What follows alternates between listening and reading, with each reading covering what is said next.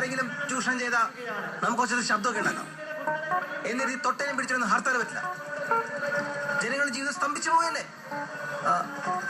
നമ്മുടെ ഈ സമൂഹത്തിന് പിന്നിലേക്ക് വലിക്കല്ലേ ഹർത്താൽ. ഹർത്താലിനെതിരെ നമ്മൾ പ്രതികരിക്കണം. എന്താ ഞാൻ പറഞ്ഞ ശരിയല്ലേ?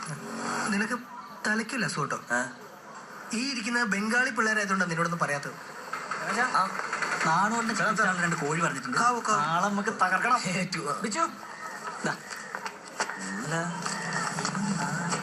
എന്നാ പറ്റി എന്താ ഒരു ഗൗരവം? എന്റെ അളിയ, നാളെ ഹർത്താൽ ആയതുകൊണ്ട് ബിവറേജിന്റെ മുന്നിൽ സാധനം വാങ്ങിക്കാൻ ക്യൂ നിൽക്കായിരുന്നു ഞാൻ. അവിടെ തന്നെ പിടിച്ചുകൊണ്ട് വന്നിട്ട് ഇവൻ ഏതാണ്ടൊക്കെ പറയാ. അളിയ, ഹർത്താലിനെതിരെ എനിക്ക് പ്രതികരിക്കണം. ജനങ്ങളുടെ ജീവിതം സ്തംഭിച്ചു പോയല്ലേ. നീ വല്ല കവല പ്രസംഗം കേൾക്കാൻ പോയാ? അതുകൊണ്ടൊന്നല്ല. എടാ, നമ്മളിങ്ങനെ നടന്നിട്ടൊരു കാര്യമില്ല. ജനങ്ങൾക്കും നാടിനും ഇതിന് നല്ലതൊക്കെ ചെയ്യാൻ പറ്റണം. നീ വന്നേ, നീ ചുറ്റിലും നോക്കിയാട്ട്.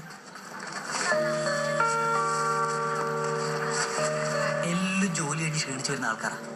ഓരോ മുഖത്തൊക്കെ ഒരു ചിരി കണ്ടുവാ. കണ്ടുവാ. അതെ, നാളെ ഹർത്താൽ ആയതുകൊണ്ടാ കേട്ടാ.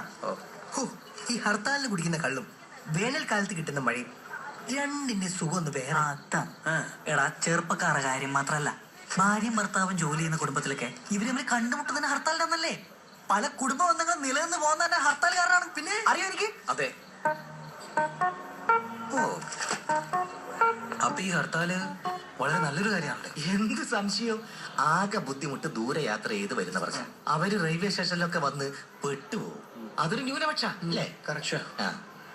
എന്തെങ്കിലുമൊക്കെ ഒരു നല്ല കാര്യം ചെയ്ത് പെട്ടെന്ന് പേരുണ്ടാക്കാന്ന് വെച്ചാ വീട്ടിലൊന്നും വലിയ വിലയില്ലാന്നേ. അതാണ് കാര്യം. ഞാൻ വെറുതെ നീ നന്നാവും പോകുന്ന ടെൻഷൻ അടിച്ചു.